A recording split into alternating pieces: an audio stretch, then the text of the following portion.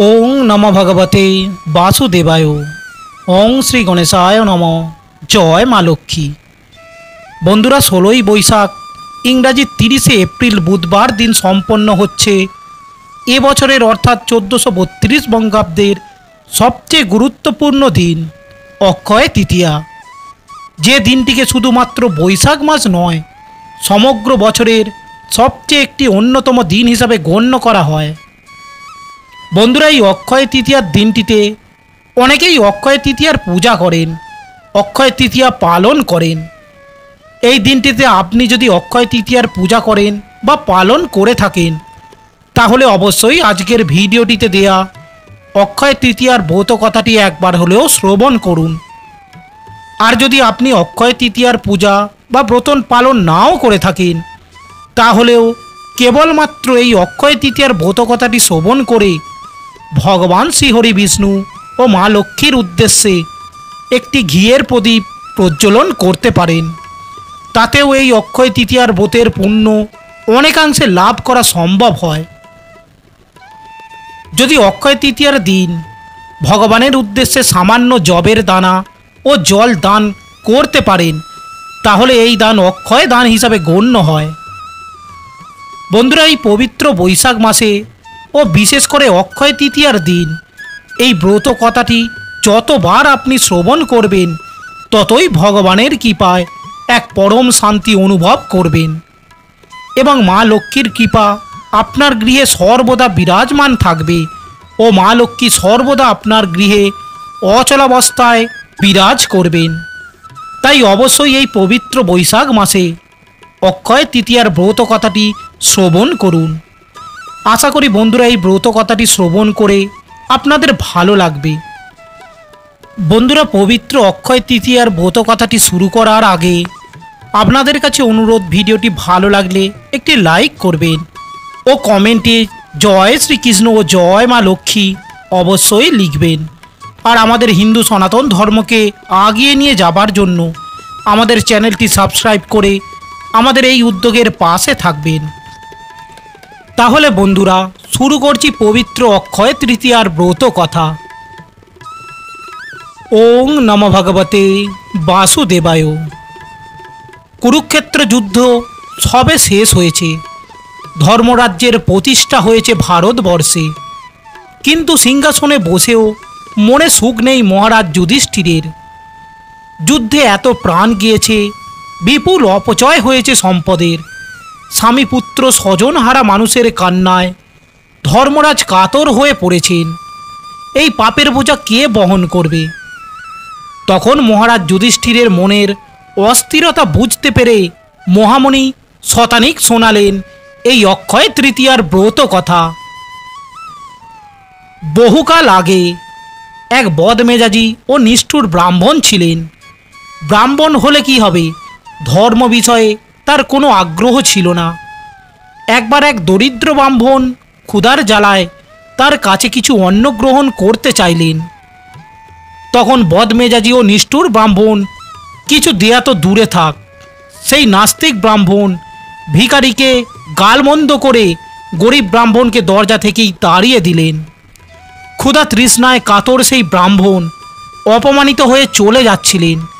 ঠিক সেই সময় তার পথ রুদ্ধ করে দাঁড়ালেন ব্রাহ্মণী সুশীলা। অতিথির কাছে ক্ষমা চেয়ে তিনি বললেন, ভর দুপুরে অতিথি রুষ্ট ও অপমানিত হয়ে ফিরে গেলে সংসারে অমঙ্গল হবে, গৃহে শান্তি সমৃদ্ধি আর থাকবে না।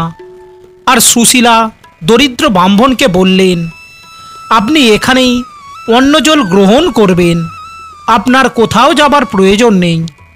এবং তার স্বামীর ব্যবহারে ক্ষমা চাইলেন। তারপর ব্রাহ্মণী সুশীলা অতিথির কাছে ঠান্ডা জল এবং ব্যঞ্জন পরিবেশন করলেন।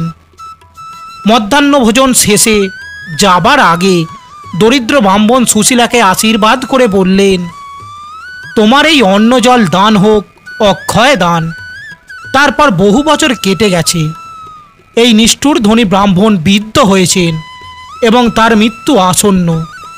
তাকে নিয়ে যেতে উপস্থিত হয়েছেন একই সঙ্গে যমদূত ও বিষ্ণুদূতের দল।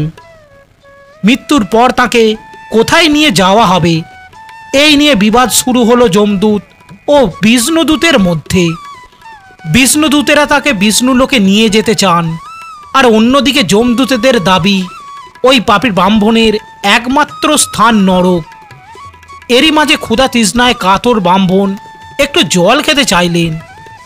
তখন যমদূতেরা ব্রাহ্মণকে অতীতের কথা স্মরণ করিয়ে বললেন, একদা তুমি তোমার গৃহে থেকে অতিথিকে জল না দিয়ে বিতাড়িত করেছিলে, সুতরাং তুমি জল পাবে না। এই বলে তারা ব্রাহ্মণকে যমরাজের কাছে নিয়ে গেলেন। তারপর যমরাজ বললেন, এর মতো পুণ্যবান ব্রাহ্মণকে আমার কাছে আনলে কেন? তখন এটা যমদূতেরা বুঝতে না পেরে যমরাজকে এর বিস্তারিত বলতে বললেন। তখন যমরাজ বললেন, বৈশাখ মাসের শুক্লা তিথিতে এই ব্রাহ্মণের পত্নী তৃষ্ণার্ত অতিথিকে অন্ন জল দান করেছেন, আর এই দান অক্ষয় দান। স্ত্রীর পুণ্যে ইনিও পুণ্যাত্মা, সেই পুণ্যের ফলে ব্রাহ্মণের স্থান হবে স্বর্গে।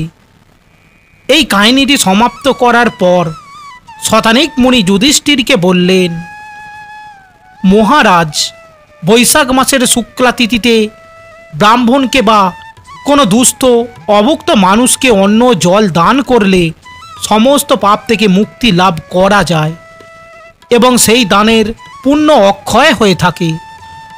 অক্ষয় তৃতীয়া হল চন্দ্র বৈশাখ মাসের শুক্লপক্ষের তৃতীয়া তিথি। অত্যন্ত তাৎপর্যপূর্ণ এই তিথি অক্ষয় নামে এই কারণেই সুপ্রসিদ্ধ, কারণ এই দিনে করা কোনো কাজ কখনোই ক্ষয়প্রাপ্ত হয় না। বৈদিক বিশ্বাস অনুসারে এই পবিত্র তিথিকে কোনো শুভকার্য সম্পন্ন হলে তা অনন্তকাল অক্ষয় হয়ে থাকে। যদি ভালো কাজ করা হয় তার জন্য লাভ হয় এবং অক্ষয় হয়ে থাকে, আর যদি খারাপ কাজ করা হয় তবে অক্ষয় পাপের বোঝা অনন্তকাল ধরে বহন করে বেড়াতে হয়। তাই মহারাজ, এই দিনের প্রতিটি কাজ খুব সাবধানে করা উচিত। কোনো খারাপ কাজ, কোনো কটু কথা যেন কখনোই মুখ থেকে না বের হয়, কোনো কারণে যেন কারো ক্ষতি না হয়। তাই এই দিন যথাসম্ভব মৌন থাকা উচিত। পূজা, দান, ধ্যান বা অন্যকে আনন্দ দেওয়া উচিত।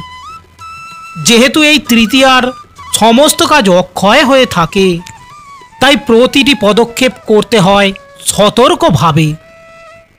মহামণি শতানিক আরও জানালেন, বিষ্ণুলোকে পৌঁছানোর পরে ভগবান বিষ্ণু সেই ব্রাহ্মণকে বললেন, তার স্ত্রী মাত্র একবার অক্ষয় তৃতীয়ার দিনে ব্রাহ্মণকে অন্ন জল দান করেছেন, কিন্তু সেই দান বা অক্ষয় ব্রত পরপর 8 বার করতে হবে, তবেই অক্ষয় পুণ্য লাভ হবে। এই বলে ভগবান বিষ্ণু ব্রাহ্মণকে কীভাবে অক্ষয় ব্রত পালন করতে হবে তা বিশদে বর্ণনা করে পুনশ্চ মর্তে প্রত্যাবর্তন করলেন। তারপর ব্রাহ্মণ ও ব্রাহ্মণী মিলে আরও 7 বার অক্ষয় তৃতীয়ার দিনে বিষ্ণু কথিত পদ্ধতিতে অক্ষয় ব্রত পালন করলেন। এই ব্রতের প্রধান উপকরণ হল জব। শুক্লা অক্ষয় তৃতীয়া তিথিতে জব দিয়ে লক্ষ্মীনারায়ণের পুজো করে ব্রাহ্মণ বা কোনো দুস্থ মানুষকে অন্ন, বস্ত্র, ভোজ্য ফল ইত্যাদি দান করতে হয়। ব্রতীরা এই দিন জব দিয়ে তৈরি খাবার খান। নারী পুরুষ নির্বিশেষে সকলেই এই ব্রত পালন করতে সক্ষম হন। ব্রত সমাপ্ত করে যে ব্যক্তি এই ব্রত কথা শ্রবণ করেন তিনি পরম ধাম লাভ করেন এবং পরিবারের সুখ ও সমৃদ্ধি বৃদ্ধি প্রাপ্ত হয়। এই বলে মহামণি শতানিক অক্ষয় তৃতীয়ার ব্রত কথা সমাপ্ত করলেন। তাই এই দিন বন্ধুরা অবশ্যই নিজেকে সংযত রাখুন এবং আপনার সাধ্য এবং সামর্থ্য অনুযায়ী কোনো দুস্থ বা সাহায্য প্রার্থী অভুক্ত মানুষ বা পশু পাখিদের উদ্দেশ্যে কিছু হলেও দান করুন এবং এই ব্রত কথাটি শ্রবণ করে ভগবান শ্রী বিষ্ণু ও মা লক্ষ্মীর সামনে একটি ঘিয়ের প্রদীপ প্রজ্বলন করুন এবং তাদের উদ্দেশ্যে কিছু জবের দানা নিবেদন করুন।